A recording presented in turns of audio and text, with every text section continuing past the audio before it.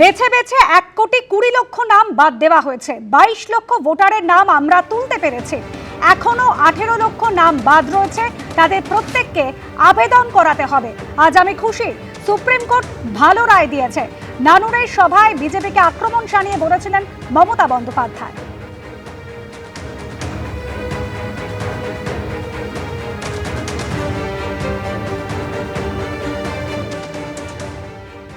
আমি একটা কোর্টে কেস করেছিলাম এসআইআর নিয়ে, কারণ 1,20,00,000 লোকের নাম বাদ দেওয়া হয়েছিল।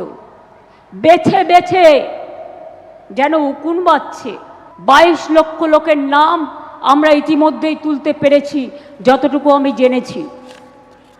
18 লক্ষ বাদ আছে, তাদের প্রত্যেককে অ্যাপিল করাতে হবে, ট্রিব্যুনালে যেতে হবে, খরচা আমরা দেব। আর আজকে আমি খুশি, সুপ্রিম কোর্ট ভালো রায় দিয়েছে। এই যে জমা করছিল বাইরের নাম, 6 নম্বর ফর্ম, বাইরের আউটসাইডারদের ভোটারদের নিয়ে পদ্ম ফুলের বস্তা দিয়ে বাইরের নাম ঢোকাচ্ছিল। সুপ্রিম কোর্ট বলে দিয়েছে হবে না। আগে যারা অ্যাডজুডিকেশনে যাদের নাম এখনো ঢোকেনি, তাদের অ্যাপিল গ্রহণ করা হবে এবং তাদের কেস ট্রিব্যুনালে যাবে। যার যা ডকুমেন্ট আছে তাই নিয়ে আপনারা যাবেন, ভয় পাবেন না। সুপ্রিম কোর্টে এসআইআর মামলার শুনানি ছিল আজ, আর সেখানে সর্বোচ্চ আদালতে বলা হয়েছে যে আগামীকাল থেকে ট্রাইব্যুনাল কাজ শুরু করতে পারে। সুপ্রিম কোর্টে এমনই জানিয়েছে নির্বাচন কমিশন। প্রতিদিন 1,75,000 থেকে 2 লক্ষ নামে নিষ্পত্তি হচ্ছে। সুপ্রিম কোর্টে জানিয়েছেন কলকাতা হাইকোর্টের প্রধান বিচারপতি। আজকেই ট্রাইব্যুনালের জন্য ট্রেনিং হবে।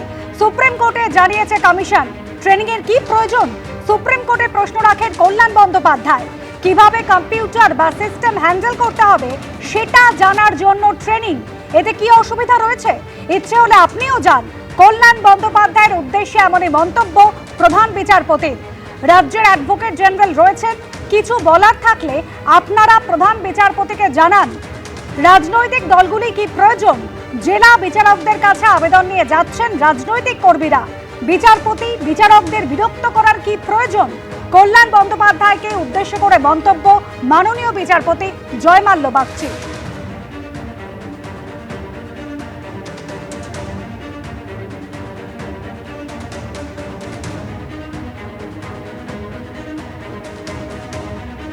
আর আগামীকাল থেকেই কিন্তু কাজ শুরু করবে এই এসআইআর এর ট্রাইব্যুনাল। জোকার কাছে ডায়মন্ড হারবার রোডে জনশক্তি মন্ত্রকের দফতর, সেখানেই বসছে ট্রাইব্যুনাল। আমাদের প্রতিনিধি সৌভিক মজুমদার সরাসরি রয়েছেন সেখান থেকে। সৌভিক, কিভাবে কাজ করবে এই ট্রাইব্যুনাল? প্রস্তুতি কতটা? দেখো, প্রথমত তোমাকে বলবো, এই যে ভবন তুমি আমার পেছনে দেখতে পাচ্ছ, স্পষ্টত লেখা রয়েছে doctor Shyamaprasad Mukherjee national institute of water and sanitation. ফলে বুঝতে পারছো এই যে জলশক্তি মন্ত্রকের অধীনে এই যে অফিস রয়েছে, সেই অফিসেই কিন্তু আগামীকাল থেকে এই যে অ্যাপেলেট ট্রাইব্যুনাল রয়েছে, যেই অ্যাপেলেট ট্রাইব্যুনালের মূল কাজ হলো যে ভোটারদের নাম এখনো পর্যন্ত বাদ চলে গিয়েছে, যাদের নাম এতদিন পর্যন্ত আন্ডার অ্যাডজুডিকেশন ছিল কিন্তু তারপরে তাদের নাম বাদ হয়ে গিয়েছে বা বাদ পড়ে গিয়েছে, সেই সমস্ত ভোটাররা যদি মনে করেন তাদের নাম অন্যায়ভাবে অন্যায্যভাবে বাদ দেওয়া হয়েছে, সেক্ষেত্রে তাদের কিন্তু শেষ যে আইনি পথ সেটা কিন্তু এটাই খোলা থাকছে। তারা এসে এই অ্যাপেলেট ট্রাইব্যুনালের কাছে আবেদন জানাতে পারেন এবং এখানকার যে মাননীয় অবসরপ্রাপ্ত বিচারপতিরা রয়েছেন তারা কিন্তু তার বিচার করবেন। এখন প্রথমেই আমি তোমাকে এই যে অ্যাপেলেট ট্রাইব্যুনাল রয়েছে সেখানে তুমি একজন ভোটার বা সাধারণ মানুষ কিভাবে পৌঁছাবেন সেই দিক নির্দেশটা তোমাকে করতে চাইবো।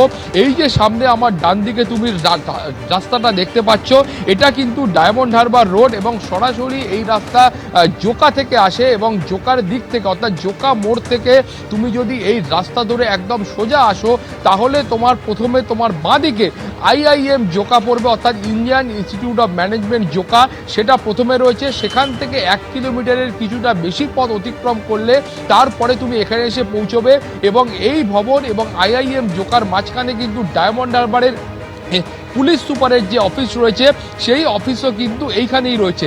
এখন বাদিকটা দেখাবো, এই রাস্তার যে বাদিকটা আছে এটা কিন্তু আমতলা, বিষ্ণুপুর, ডায়মন্ড হারবারের দিক থেকে আসে।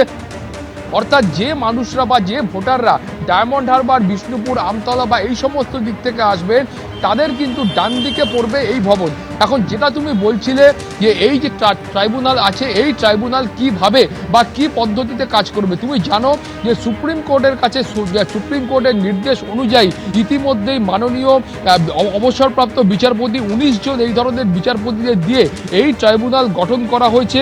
19 জন বিচারপতি থাকবেন এবং সুপ্রিম কোর্টে ইতিমধ্যে জাতীয় নির্বাচন কমিশন যে বক্তব্য পেশ করেছে সেই বক্তব্য অনুযায়ী এই ভবনের মধ্যে ইতিমধ্যে 21টি চেম্বার বা 21টি ঘর তারা নিয়েছেন। এই 21টি ঘরের মধ্যেই কিন্তু মাননীয় 19 জন অবসরপ্রাপ্ত বিচারপতি তারা এই অ্যাপেলেট ট্রাইব্যুনালের যে কাজকর্ম রয়েছে সেই কাজকর্ম তারা পরিচালনা করবেন। ফলে সাধারণ মানুষ যাদের নাম এখন এই আন্ডার অ্যাডজুডিকেশনে ছিল এবং পরবর্তী ক্ষেত্রে যাদের নাম বাদ হয়ে গিয়েছে তারা কিন্তু এই অ্যাপেলেট ট্রাইব্যুনালে এসে তারা আবেদন জানাতে পারেন। এছাড়াও যে অন্যান্য উপায়গুলো রয়েছে সেই উপায়গুলো খুব স্পষ্ট করে বলা হয়েছে। তুমি জানো যে ইতিমধ্যে জাতীয় নির্বাচন কমিশনের তরফ থেকে একটা বিস্তারিতভাবে গাইডলাইন দেওয়া হয়েছিল এবং সেই গাইডলাইনে খুব স্পষ্ট করে বলা হয়েছিল যে যাদের নাম বাদ পড়ছে, যারা মনে করছেন তাদের নাম ভোটার লিস্টে থাকা উচিত, তারা কিভাবে কোন পদ্ধতিতে অনলাইনে এবং অফলাইনে আবেদন করবেন সেই প্রক্রিয়াটাও কিন্তু বলে দেওয়া হয়েছে। ফলে সব মিলিয়ে তুমি বুঝতে পারছো যে আগামীকাল থেকেই কিন্তু এই ট্রাইব্যুনালের কাজ শুরু হবে। তোমাকে আরও একবার বলবো যে সাধারণ ভোটাররা যারা জোকার দিক থেকে আসবেন বা জোকা হয়ে আসবেন তারা আসার সময় প্রথমে তাদের বাঁদিকে Indian institute of management Joka সেটা থাকবে, সেটাকে তারা অতিক্রম করলে তারপরে ডায়মন্ড হারবার পুলিশ ডিস্ট্রিক্টের পুলিশ সুপারের অফিস পড়বে এবং সেখান থেকে আরও কিছুটা এগিয়ে আসলে তারপরে তারা বাঁদিকে এই ভবন পাবেন। অর্থাৎ সাধারণ মানুষ যারা এখানে যাদেরকে আসতে হবে তারা কিন্তু এই পথনির্দেশের মাধ্যমে এখানে এসে পৌঁছতে পারবেন। এবং তোমাকে আরও একবার বলবো যারা ডায়মন্ড হারবারের দিক থেকে, আমতলার দিক থেকে, বিষ্ণুপুরের দিক থেকে আসবেন তারা কিন্তু ডান দিকে এই ভবন পাবেন এবং এখানে আসলেই তারা কিন্তু অ্যাপেলেট ট্রাইব্যুনাল অবধি পৌঁছতে পারবেন। ফলে বুঝতে পারছো যে এসআইআরে পশ্চিমবঙ্গের যে মানুষদের নাম বাদ যাবে তাদের কিন্তু শেষ আইনি পথ এটা খোলা থাকছে যে তারা অ্যাপেলেট ট্রাইব্যুনালে আবেদন জানাতে পারেন। এবং তার পাশাপাশি তোমাকে বলবো সুপ্রিম কোর্ট কিন্তু এই অ্যাপেলেট ট্রাইব্যুনালকে সর্বোচ্চ ক্ষমতা দিয়েছেন। অর্থাৎ এখানকার মাননীয় বিচারপতিরা যে সিদ্ধান্ত নেবেন সেটাই কিন্তু চূড়ান্ত বলে গণ্য হবে। ফলে আগামীকাল থেকে যখন কাজ শুরু হবে তারপর বাকি বিষয়টা স্পষ্ট হবে। একেবারে ধন্যবাদ সৌভিক। আগামীকাল থেকে এই ট্রাইব্যুনাল কিন্তু কাজ শুরু করবে এবং আজকেই ট্রাইব্যুনালের জন্য ট্রেনিং হবে। সুপ্রিম কোর্টে কিন্তু এমনই জানিয়েছিল নির্বাচন কমিশন। এখন আইনজীবী এবং তৃণমূল সাংসদ কল্যাণ বন্দ্যোপাধ্যায় কি বলেছেন শোনাবো। Tribunal will decide the case on the basis of the merit, and if any new কোনো নতুন ডকুমেন্ট যদি দেয়, অনেক সময় হয়েছে তো যে ডকুমেন্টগুলো দিয়েছে ওরা রসিদ দেয়নি, তো ডকুমেন্ট যে যা দেবে সেই ডকুমেন্টের অথেন্টিসিটি চেক আপ করে ট্রাইব্যুনাল ডিসাইড করবে তাদের ওন মেরিটে। এটা ট্রাইব্যুনাল ডিসাইড করবে এবং ট্রাইব্যুনাল যেটা ডিসাইড করবে সেটা ফাইনাল। ইলেকশন কমিশন অবজেকশন দিয়েছিল নতুন ডকুমেন্ট দেওয়ার জন্য, নতুন করে ডকুমেন্ট দেওয়ার জন্য, বাট কোর্ট সে কথা শোনেনি। কোর্ট বলেছে না, যদি কোনো অল দেয়ার জুডিশিয়াল অফিসার্স, অতএব যে ডকুমেন্ট যারা দেবে সেই ডকুমেন্টের ভিত্তিতে ট্রাইব্যুনাল উইল ডিসাইড। কী কারণে রিজেক্ট করেছে সেই রিজেকশনের কারণটা ট্রাইব্যুনালকে দেখাতে হবে, ঠিক আছে? এবং ইনটার্ন ট্রাইব্যুনাল সেই রিজেকশনের কারণটা যারা অ্যাপিল করেছে তাদেরকে দেখাবে। তাহলে তারা বুঝতে পারবে যে কী কারণে রিজেক্ট হয়েছে, তার যা সাবমিশন আছে সেই সাবমিশন করবে। আগামীকাল থেকেই ট্রাইব্যুনাল কাজ শুরু করতে পারে সুপ্রিম কোর্টে এমনই জানিয়েছিল নির্বাচন কমিশন। প্রতিদিন 1,75,000 থেকে 2 লক্ষ নামে নিষ্পত্তি হচ্ছে সুপ্রিম কোর্টে জানিয়েছেন কলকাতা হাইকোর্টের প্রধান বিচারপতি। আর আজকেই ট্রাইব্যুনালের জন্য ট্রেনিং হবে সুপ্রিম কোর্টে জানিয়েছে নির্বাচন কমিশন। এখানেই ট্রেনিংয়ে কি প্রয়োজন সুপ্রিম কোর্টে প্রশ্ন তুলেছিলেন কল্যাণ বন্দ্যোপাধ্যায়। কিভাবে কম্পিউটার বা সিস্টেম হ্যান্ডেল করতে হবে সেটা জানার জন্য ট্রেনিংয়ের প্রয়োজন। অসুবিধা কি হচ্ছে, ইচ্ছা হলে আপনিও যান, কল্যাণ বন্দ্যোপাধ্যায়ের উদ্দেশ্যে এমনই মন্তব্য করেন প্রধান বিচারপতি।